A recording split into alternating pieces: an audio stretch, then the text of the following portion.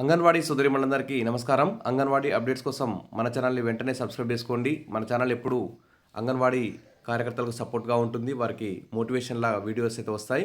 ఖాళీ టైంలో వినండి, వీడియోస్ లైక్ చేయండి, ఫ్రెండ్స్ షేర్ చేయండి. విషయంలోకి వెళ్తే తెలంగాణ సీఎం రేవంత్ రెడ్డితో సిపిఐ బృందం భేటీ. ఈ భేటీలో అయితే ముఖ్యంగా అంగన్వాడీ టీచర్లు, ఆయాల గురించి కూడా డిస్కస్ చేయడం జరిగింది.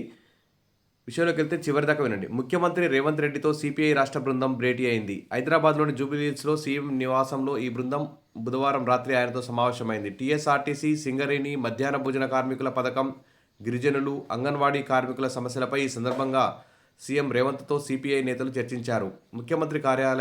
చర్చించినట్లు ముఖ్యమంత్రి కార్యాలయ వర్గాలు తెలిపాయి. ఈ పార్టీ కార్యదర్శి ఎమ్మెల్యే కూననేని సాంబశివరావు నేతృత్వంలో జరిగిన భేటీలో సిపిఐ జాతీయ సమితి సభ్యురాలు బివి విజయలక్ష్మి, రాష్ట్ర కార్యదర్శి సభ్యులు తక్కెళ్లపల్లి శ్రీనివాస్, ఎస్ బాలమల్లేష్, రాష్ట్ర సమితి సభ్యులు ఎండి యూసఫ్ తదితరులు పాల్గొన్నారు. ఈ విధంగా ఇక్కడ మీటింగ్లో పాల్గొని అంగన్వాడీ టీచర్లు, ఆయాలు, అంగన్వాడీ కేంద్రాలు ఎదుర్కొంటున్న సమస్యలపై అంగన్వాడీ టీచర్లు, ఆయాలను రెగ్యులర్ చేయాలి, వారి యొక్క జీతాలు కూడా పెంచాలి అనేటువంటి ఉద్దేశం, పెండింగ్ బిల్స్ లేకుండా చూడాలి, అన్ని సౌకర్యాలు కల్పించాలనే అంశాల మీద కూడా ఇక్కడ డిస్కస్ చేసినట్లు తెలుస్తోంది. ఇక్కడ సీఎం రేవంత్ రెడ్డితో సిపిఐ ప్రజా సంఘాల భేటీ, సమస్యలపై వినతి పత్రాలు, సానుకూలంగా స్పందించిన సీఎం అంటూ ఇక్కడ ఇంకో పేపర్లో కూడా న్యూస్ రావడం జరిగింది. ఇక అంగన్వాడీ కార్మికుల సమస్యలపై ఆయా సంఘాల ప్రతినిధులు సీఎంకి అయితే వినతి పత్రాలు కూడా అందజేయడం జరిగింది. సీఎంను కలిసిన బృందం అందరూ కూడా సీఎం గారిని అయితే రిక్వెస్ట్ చేయడం జరిగింది. ఎందుకంటే కాంట్రాక్ట్ కార్మికులు కానీ, అంగన్వాడీ టీచర్లు, ఆయాలు కానీ చాలా సమస్యలతో సతమతమవుతున్నారు. వారికి న్యాయం చేయాలని చెప్పి కూడా కోరడం జరిగింది. ఇక్కడ చూస్తే విఏఓలను ప్రభుత్వ ఉద్యోగులుగా గుర్తించాలి, కనీస వేతనం 26,000 అమలు చేయాలి.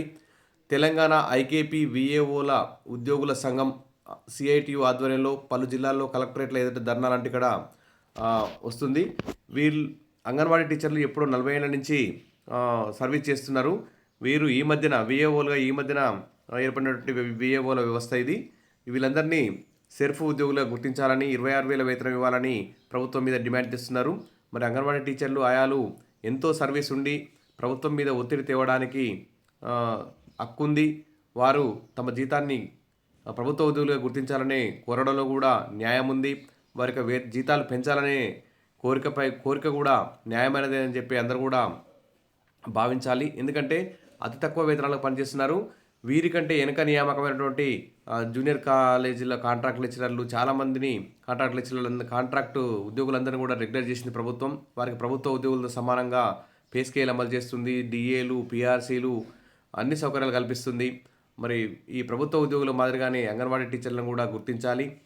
అంగన్వాడీలకు కూడా డిఏలు అమలు చేయాలి, పిఆర్సీ అమలు చేయాలి. కాబట్టి ప్రభుత్వం ఈ దిశగా అంగన్వాడీ టీచర్లు ఆయాలను ఆదుకుంటుందని చెప్పి, ఖాళీ పోస్టులు భర్తీ చేస్తుందని చెప్పి కోరుకుందాం. Wish all the best. మరిన్ని అప్డేట్స్ కోసం మన ఛానల్ని సబ్స్క్రైబ్ చేసుకోండి, వీడియోస్ లైక్ చేయండి. Thank you.